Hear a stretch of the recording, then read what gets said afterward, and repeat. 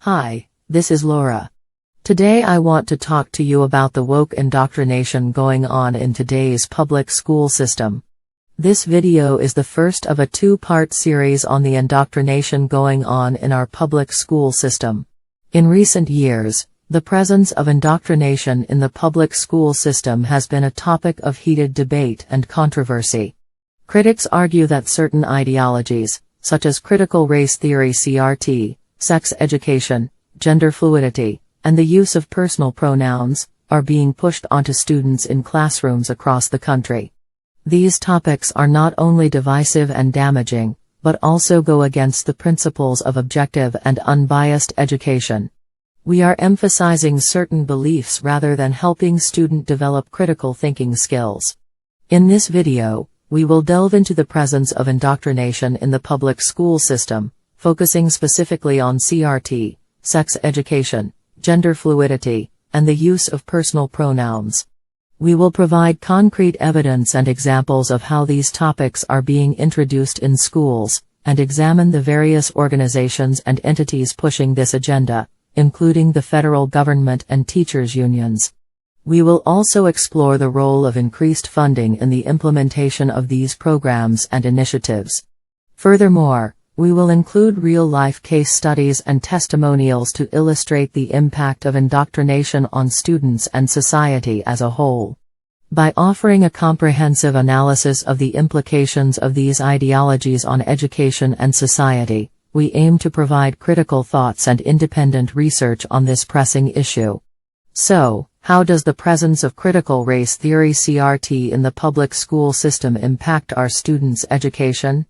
Critical race theory (CRT) is a controversial theory that posits that racism is not just a problem of individual bias but is also embedded in the policies and practices of institutions. Proponents of CRT argue that systemic racism is pervasive in American society and that individuals are either oppressors or oppressed based on their race. In recent years, CRT has gained traction in the public school system, with some educators incorporating its principles into curricula and teaching materials.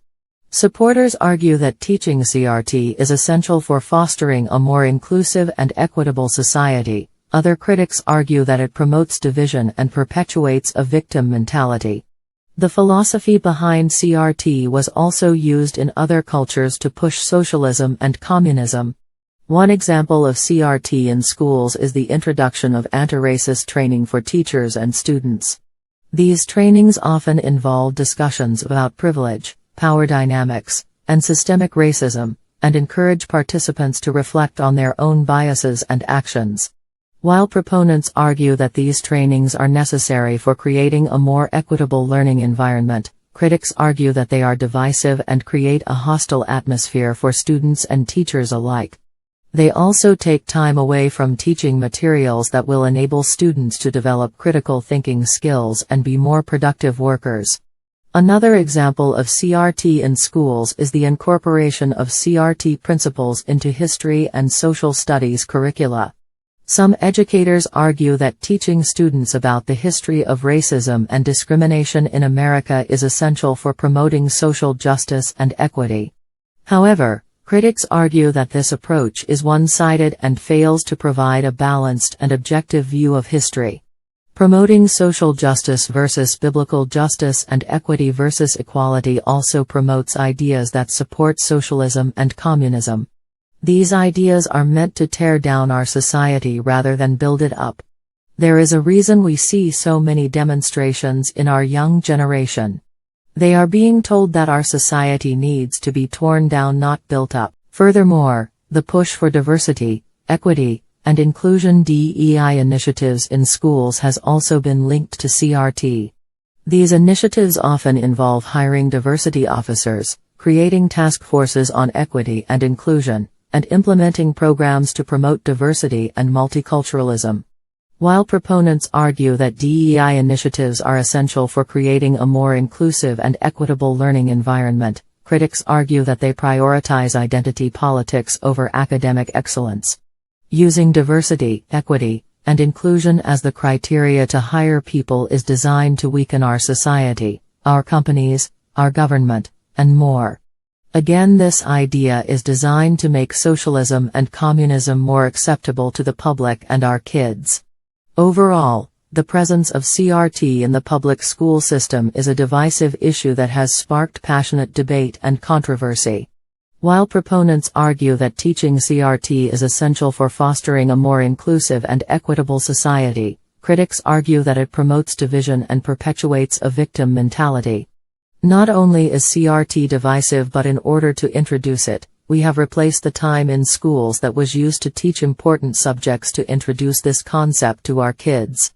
It's no wonder that test schools in our schools are no longer near the top in the world. Another woke idea is teaching sex education in the public school system. Sex education is another controversial topic that has been a subject of debate in the public school system for decades. Supporters argue that comprehensive sex education is essential for promoting sexual health and preventing unwanted pregnancies and sexually transmitted infections. Critics argue that sex education should be left to parents and that schools should not be promoting certain values and behaviors. The sex education that is being taught encourages free sex and other anti-biblical sex ideas. In recent years, sex education programs in schools have become more comprehensive, covering topics such as consent, LGBTQ issues, and gender identity. Some educators argue that teaching students about these topics is essential for promoting inclusivity and tolerance, while critics argue that it promotes an anti-biblical agenda. One example of controversial sex education programs is the inclusion of LGBTQ issues in curricula. Some schools have introduced lessons on gender identity and sexual orientation, aimed at promoting understanding and acceptance of LGBTQ students. While proponents argue that these lessons are necessary for creating a more inclusive learning environment, critics argue that they promote a certain ideological agenda and infringe on the rights of parents to decide what their children should be taught. Often these discussions encourage and promote students to become LGBTQ people. Another example of controversial sex education programs is the promotion of comprehensive sexual education, which includes information about contraception, abortion, and sexual orientation. Sexual health and well-being, while critics argue that it promotes certain values and behaviors that go against the beliefs of many, especially Christian parents and students. Furthermore, the push for consent education in schools has also been a subject of debate. Some schools have introduced lessons on consent, aimed at promoting healthy relationships and preventing sexual assault. While proponents argue that these lessons are necessary for promoting respect and understanding, critics argue that they promote certain values and behaviors that go against the beliefs of many parents and students. Overall, the presence of sex education in the public school system is a contentious issue that has sparked passionate debate and controversy. While proponents argue that comprehensive sex education is essential for promoting sexual health and preventing unwanted pregnancies and sexually transmitted infections, critics argue that sex education should be left to parents and that schools should not be promoting certain values and behaviors. Another woke idea that is being presented in our public schools is the presence of gender fluidity.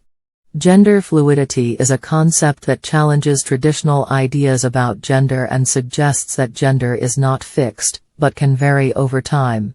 Proponents of gender fluidity argue that individuals should be free to express their gender identity in whatever way feels most authentic to them. Critics argue that gender fluidity promotes confusion and destabilizes traditional notions of gender. In recent years, gender fluidity has become a topic of discussion in the public school system, with some educators incorporating it into curricula and teaching materials. Supporters argue that teaching about gender fluidity is essential for promoting inclusivity and diversity, while critics argue that it promotes the woke ideological agenda. One example of gender fluidity in schools is the promotion of gender-neutral language and pronouns. Some educators encourage students to use gender-neutral pronouns such as they, them, or ze/zir in order to promote inclusivity and respect for individuals who do not identify as strictly male or female. While proponents argue that this approach is necessary for creating a more inclusive learning environment, critics argue that it promotes a certain ideological agenda and infringes on the rights of parents and students. Another example of gender fluidity in schools is the inclusion of lessons on gender identity and expression. Some schools have introduced lessons on gender identity and expression, aimed at promoting understanding and acceptance of individuals who do not conform to traditional gender norms. While proponents argue that these lessons are necessary for creating a more inclusive learning environment, critics argue that they promote a certain ideological agenda and infringe on the rights of parents to decide what their children should be taught. Furthermore, the push for gender-neutral facilities in schools has also been a subject of debate. Some schools have introduced gender-neutral bathrooms and changing rooms, aimed at promoting inclusivity and respect for individuals who do not conform to traditional notions of gender. While proponents argue that these facilities are necessary for creating a more inclusive learning environment, critics argue that they promote a certain ideological agenda and infringe on the rights of parents and students. In general, the idea of teaching gender-neutral ideas in our public schools creates confusion in the student population as to what sex they are. The schools are taking on the role of parents and leading many students on a road to disaster by encouraging surgeries at a young age to change their gender. Students are too young to make this decision, and when these decisions are encouraged by the school without parental involvement or control, students may never recover from this decision. Overall, the presence of gender fluidity in the public school system is a contentious issue that has sparked passionate debate and controversy. While proponents argue that teaching about gender fluidity is essential for promoting inclusivity and diversity, critics argue that it could lead to disastrous consequences. I hope this video woke you up on why you should seriously consider getting your kids out of the public school system at any cost. This gives them a better chance of keeping their faith as they grow to become an adult. Unfortunately, by the time the kids are in high school, it is too late to make a difference. By then, kids had already made some key life decisions and started forming their belief systems. They have been indoctrinated 9 months out of the year, 7 to 8 hours a day in the public school system and the humanist religion, and have most likely given up any Christian teaching they had received previously. This fact is documented by George Barna in the recent set of statistics that he published on Christian young adults. Protect your kids by taking any steps you can be sure that they retain any belief they have in God and Jesus. To watch the second part of this video series, go to the NehemiahReset.org website or our Rumble.com channel. You can also watch more videos like this one on many cultural issues as well as biblical issues by going to our website or our Rumble.com channel. You can help offset our video production cost by also providing a donation. Thanks so much for watching and have a great day. Thank you for watching this video from Nehemiah Reset. We hope you found it informative and helpful. Our mission is to assist Christians in developing a biblical worldview as it pertains to relevant cultural issues. We seek to inform Christ's followers, equip them, and mobilize them into action to vote for their biblical values and to actively engage the culture. If you enjoyed this video, please like, share, and subscribe to our Rumble, YouTube and Facebook channels. You can also visit our website at NehemiahReset.org to learn more about our vision, our resources, and our upcoming events. Thank you for your support and God bless you.